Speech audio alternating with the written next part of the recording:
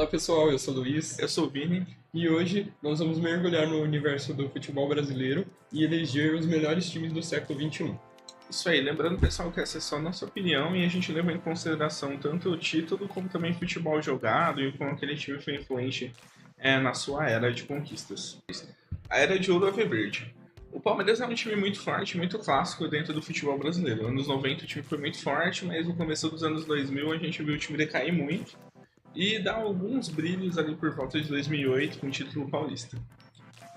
O Palmeiras enfrentou ali um nível de futebol bem abaixo do esperado, do que foi no passado, né, ali no começo do século, chegando até a ter um rebaixamento, né? Na verdade foram dois, teve em 2012 também. Sim. E, porém, após algumas revitalizações ali no clube, a partir ali mais ou menos de 2015, o Palmeiras começou a ganhar mais alguns títulos de visibilidade nacional. Porém, foi a partir de 2020, com a chegada do técnico português Abel Ferreira, que o Palmeiras simplesmente desbancou vários times do âmbito nacional e também internacional. Só a gente lembrar que no ano de 2020 o Palmeiras ainda era treinado pelo Vanderlei Luxemburgo no primeiro semestre. Foi campeão paulista, mas o time não engrenava muito bem. Só que o Luxemburgo acabou sendo importante, porque ele trouxe alguns jogadores mais para a visão do clube, alguns jogadores de base como o Danilo, Patrick de Paula e Gabriel Menino.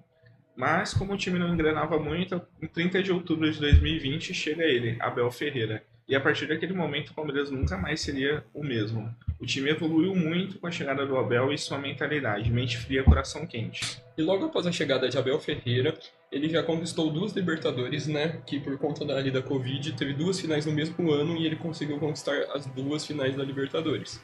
E além disso, ainda ganhou os 2 títulos do Brasileiro.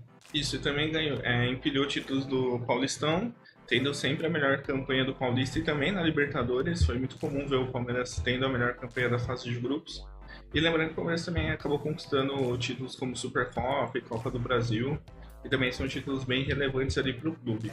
E nesse período surgiu alguns jogadores que viraram lenda do clube, como o goleiro Everton, o meia Rafael Veiga, que foi emprestado e quando voltou começou a ganhar bastante destaque no time. A gente também teve alguns outros jogadores que surgiram ali da base, como a gente falou anteriormente, como o Danilo, que gerou uma grande venda, e também jogadores que já estavam no clube, mas ganharam ainda mais destaque, como o Gustavo Gomes, o lateral esquerdo Matias Wiener, que foi vendido depois para a Europa e hoje em dia está no Flamengo. Para substituir ele veio também o lateral esquerdo Piquerez, que até hoje no clube também sempre rendendo boas partidas. Então o time do Palmeiras conseguiu construir bem a imagem de ídolos, até o Dudu, que saiu recentemente com a imagem um pouco mais manchada, mas o Dudu também é um grande ídolo que participou de vários desses títulos e de toda a reconstrução do Palmeiras desde lá de 2015. E alguns jogadores são um pouco contestados pela torcida. A torcida palmeirense, ela ficou tão acostumada a ganhar título nos últimos anos, que após aí um último ano não muito bom ali em quesito títulos, alguns jogadores não ficaram tanto de bem com a torcida. Alguns jogadores até muito vitoriosos no passado, como é o caso do Rony Rústico e também do Marcos Rocha. E também a gente tem que lembrar o surgimento de 2 garotos mais recentes, que foi o Hendrick, que já saiu até do Palmeiras, mas que o Brasileirão de 2023 ele basicamente levou o título nas costas, né, nas últimas rodadas. Ele é quem mais puxava o time, fazia gols importantes. E também o Estevão, que também já está vendido, mas ano passado mesmo que o Palmeiras só ganhou o Campeonato Paulista, o Estevão foi talvez a melhor notícia que o Palmeiras teve no ano, um grande jogador. O Palmeiras é a prova do que uma boa administração pode causar num clube, né? Uma boa administração pode representar o auge do clube ou também a falência dele. E nesse caso o Palmeiras foi muito bem administrado ali nesse período, tanto pela Leila quanto pelo antigo o presidente anterior. E com essas contratações, com essa gestão de base, com essas vendas importantes para a Europa, eles conseguiram um grande montante ali de capital e reinvestiram no clube para conquistar mais títulos. Isso. Então a gente termina essa fala sobre o Palmeiras com um time muito vitorioso, deixou a torcida um pouco mal acostumada e vamos ver como vai ser o Palmeiras daqui para frente e pós Abel Ferreira também. Agora nós vamos falar sobre o Cruzeiro de 2013 e 2014, que com 2 títulos do Campeonato Brasileiro seguidos, ficou conhecido como o time do Show Celeste. Aquele Cruzeiro era muito impactante, principalmente no campo de ataque, né? Ele trouxe ali uma aposta de um técnico que não tinha ganhado títulos relevantes ali nos últimos anos pelo Curitiba, que era o Marcelo Oliveira, mas chegou em 2 finais de Copa do Brasil seguidas, apesar de perder as duas, era um time muito inferior ao que o Cruzeiro viria a montar. Na época, o Cruzeiro trouxe alguns jogadores que tiveram bastante destaque em âmbito nacional, né, como foi o caso do zagueiro Dedé, que ficou no clube até 2021 e ganhou muitos títulos aí pelo clube, é considerado um ídolo. Também trouxe o meio-campista Everton Ribeiro, que jogou muito ali naquela época.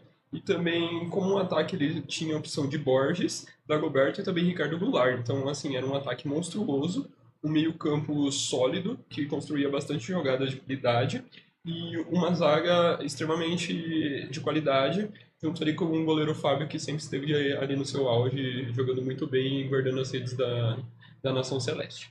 É verdade, também teve alguns destaques ali, como o lateral direito Mike, que depois veio a jogar também no Palmeiras, mas que surgiu muito bem ali no clube do Cruzeiro, é um lateral muito ofensivo, então ele ajudava com bastante assistências ali o Ricardo Goulart, principalmente, que foi o grande artilheiro desse time. E também teve o surgimento de um volante que a gente depositou muita esperança para ser até o futuro da seleção brasileira, que foi o Lucas Silva, né?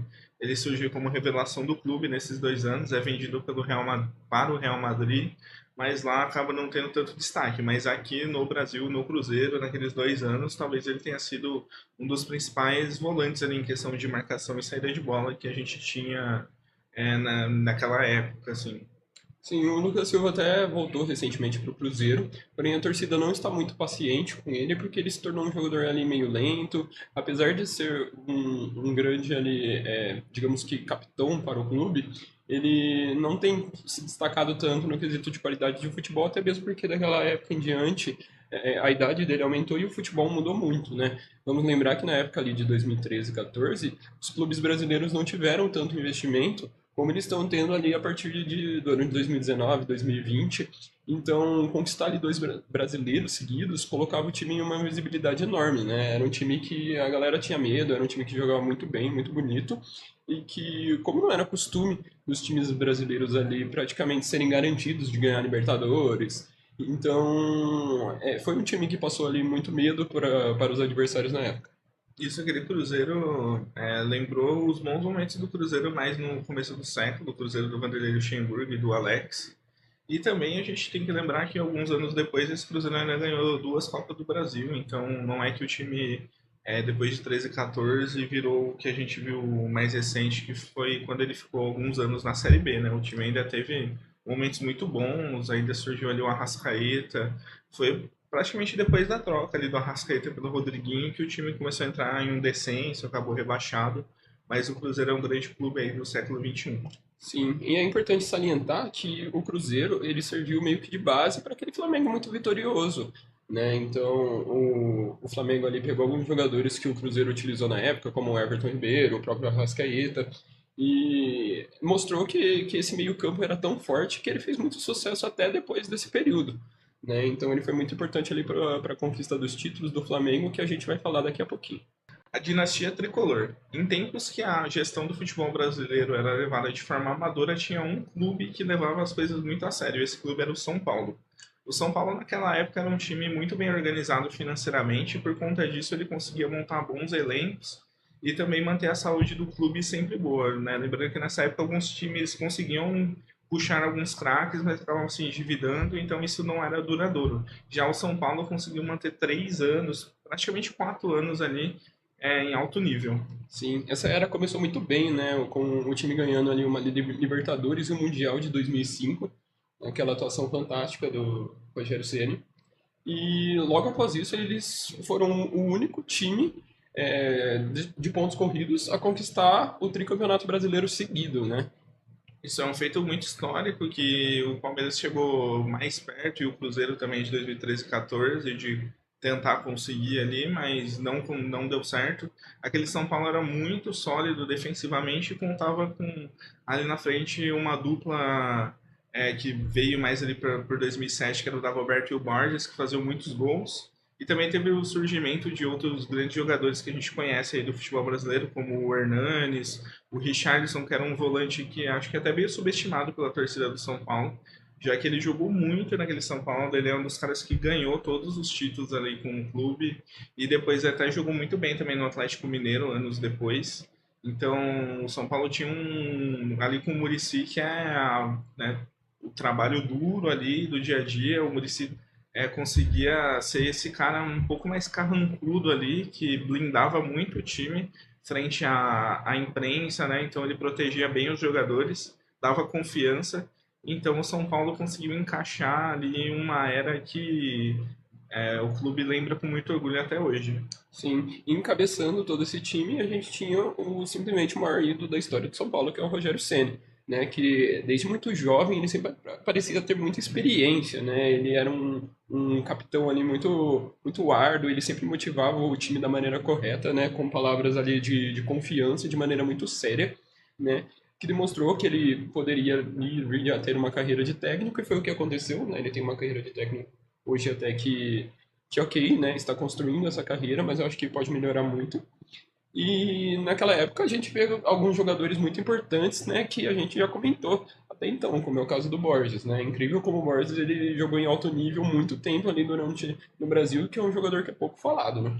Exato, e também teve os carregadores de piano que chegaram até a jogar na seleção, que se muitos lembram, o torcedor de São Paulo já deve estar buscando na memória aí, que é o Mineiro e o Josué, dois volantes que ajudavam muito nessa consistência defensiva, mas também conseguiam ajudar o time a construir as jogadas de ataque, né? E até nessa aí teve o meio-campista Hugo, que surgiu que a São Paulo não gostava muito dele, né? A torcida, mas depois ele começou a fazer gols e mais gols importantes ali pelo clube, então o São Paulo conseguiu até não gastar tanto dinheiro assim para montar o seu elenco, pegou alguns jogadores que tinham dado certo em outros clubes, como o Goiás em 2005 tinha ido muito bem, o São Paulo pegou alguns jogadores de lá e aí montou uma base muito sólida. Teve o surgimento do zagueiro Breno, que era considerado o novo Beckenbauer brasileiro, já que ele tinha uma saída de bola muito boa, era bom no jogo aéreo, então fazia os seus gols e desarmava muito.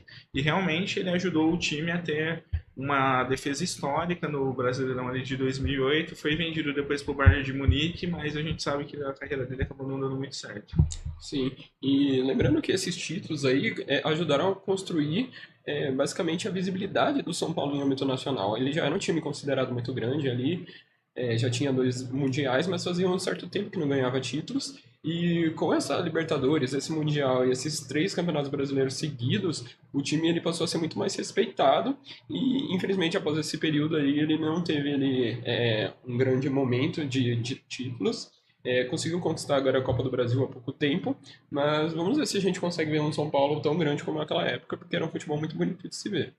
É isso aí, talvez falta um técnico igual o Muricy que consiga dar a cara a tapa ali e deixe o time voltar aos patamares que já o são um dia. Os meninos da vila encantam o mundo. Ali em 2010 até meados de 2013, o Santos utilizava muito da base para compor o seu elenco, né? E com isso, ele trouxe alguns jogadores muito importantes e para o âmbito nacional. Exato, ali que a gente viu surgindo grandes jogadores como ele mesmo, André Balada.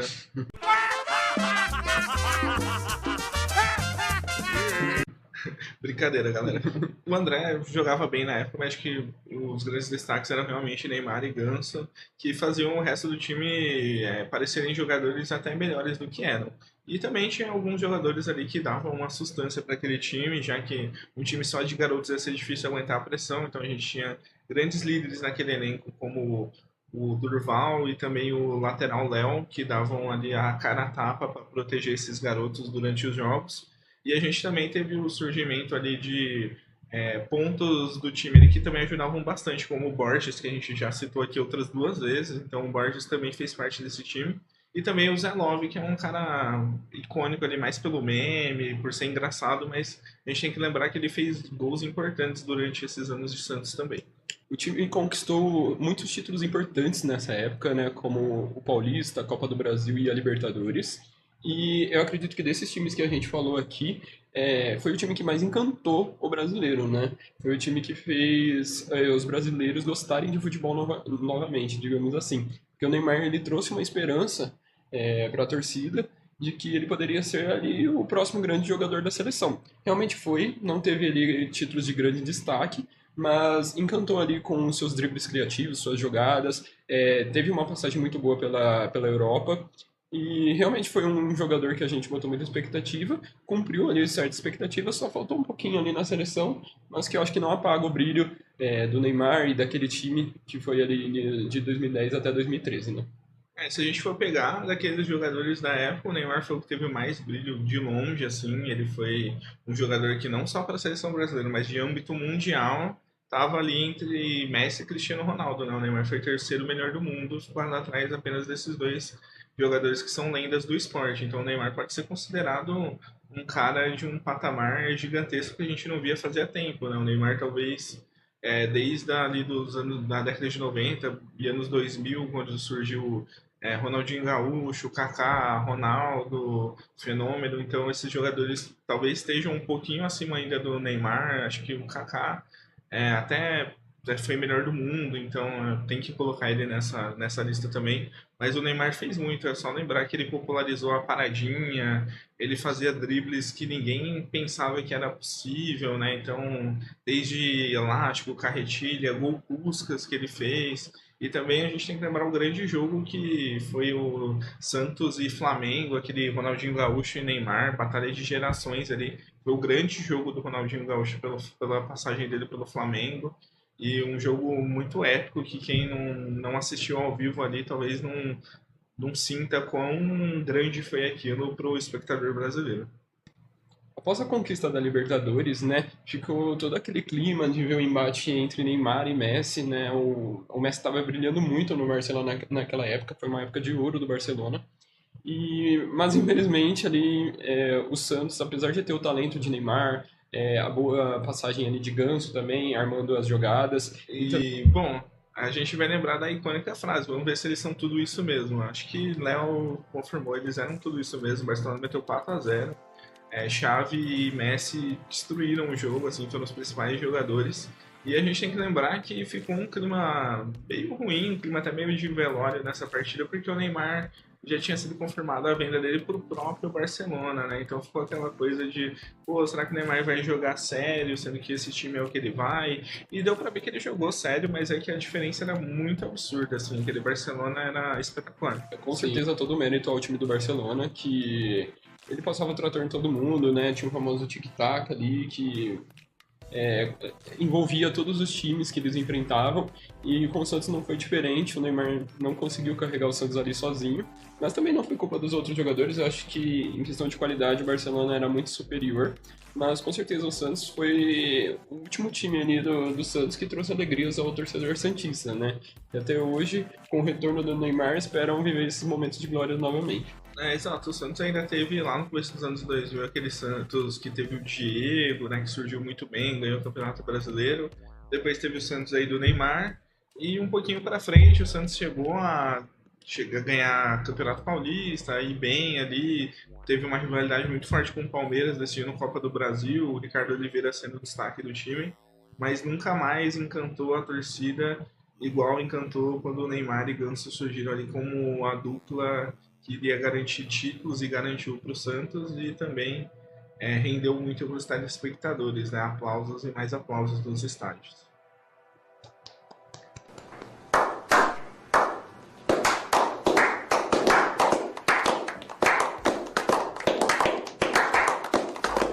O rolo compressor rubro-negro. Todo mundo vai lembrar do Flamengo de 2019, né? Muitos flamenguistas surgiram nessa época porque foi um time que encantou o Brasil também. Então, muitos torcedores mirins, né, viram aquele time jogar e acabaram se apaixonando pelo estilo de futebol, né? E a grande peça fundamental desse time funcionar dessa forma foi ele mesmo, o cara que tinha a receita desse Flamengo, Jorge Jesus. Eu escrevi entendido, porque eu entendi. Eu tenho a receita desse Flamengo. Lembrando que o Flamengo, apesar de ter a maior torcida do Brasil, ele era um time que vinha de uma grande seca de títulos, né? Era um time que não impressionava há muito tempo. Então, com o surgimento ali do Jorge Jesus, ele montou um time muito sólido ali no meio-campo com a Arrascaeta, Everton Ribeiro, também contou com o Gabigol comandando o ataque. e fez uma campanha histórica no Brasileirão, atingindo ali 90 pontos. Foi o time que teve mais pontos ali na época de pontos corridos, com 20 times no Campeonato Brasileiro, né? Lembrando que na época de 2003 o Cruzeiro bateu 103 pontos, mas tinha mais times. Tinha 24 times no Campeonato Brasileiro. E com 20 times, o Flamengo foi o que mais se destacou, tendo apenas 4 derrotas no campeonato. Isso, esse Flamengo era muito intenso, né? Então o Jorge Jesus trouxe muita metodologia da Europa.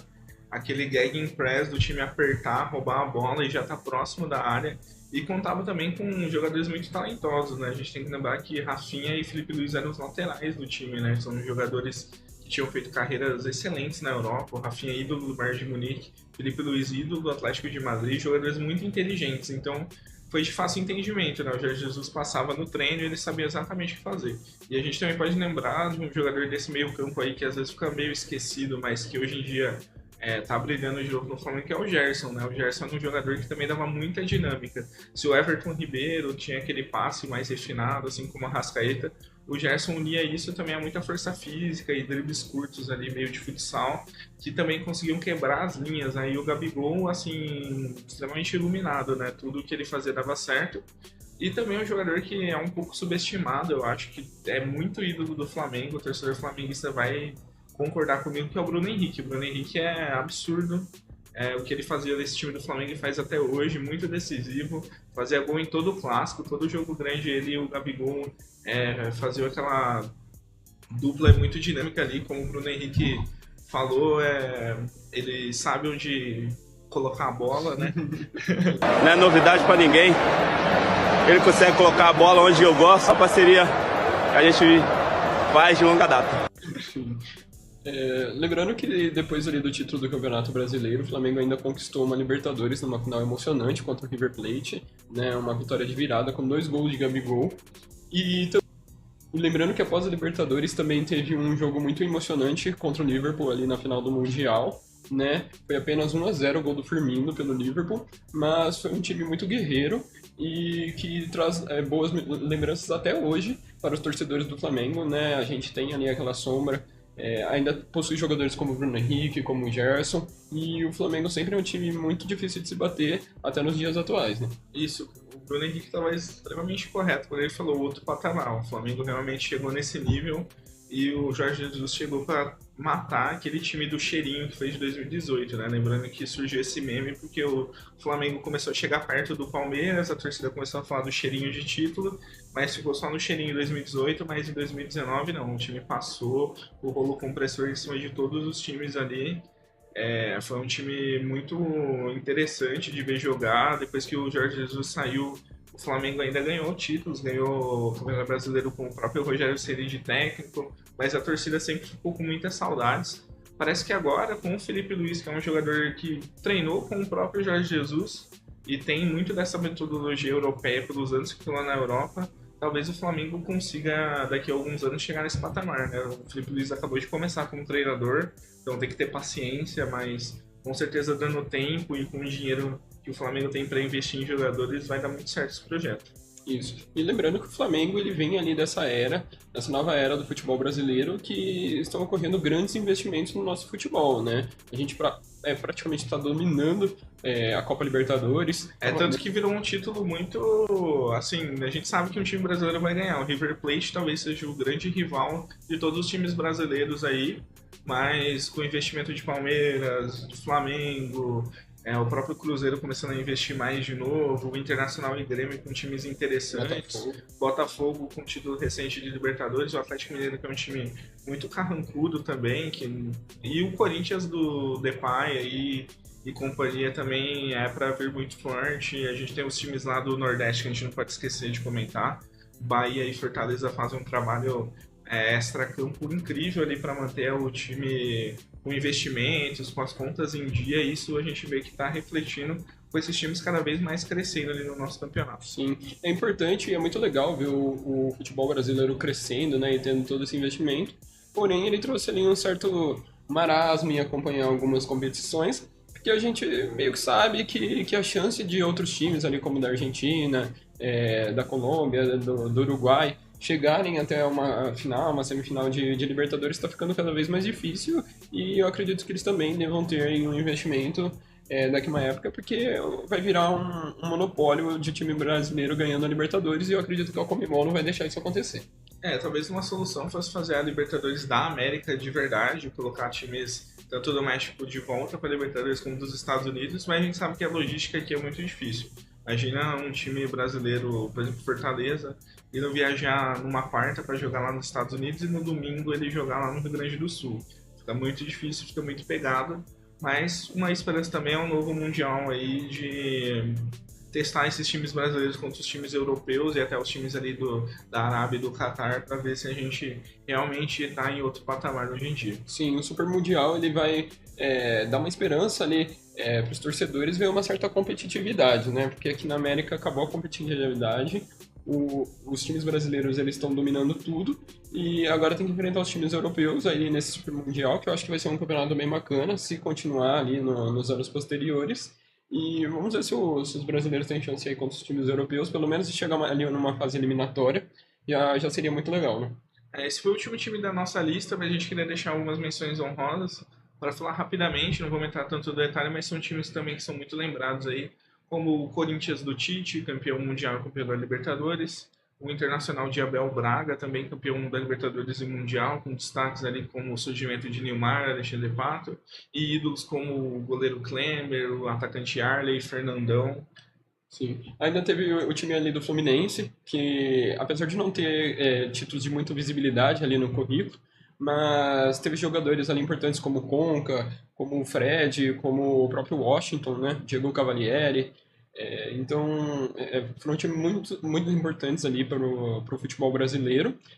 Teve ali também, como citado pelo Vinícius, o Corinthians, que foi um time ali muito forte defensivamente, que era um time que ganhou a Libertadores de forma invicta, né? Sempre ali com um placar meio magro, meio chamado de time retranqueiro, mas que foi um time muito competente ali no que se propôs a fazer, com uma defesa sólida e um ataque que cumpria a sua meta, fazia um gol e segurava o jogo.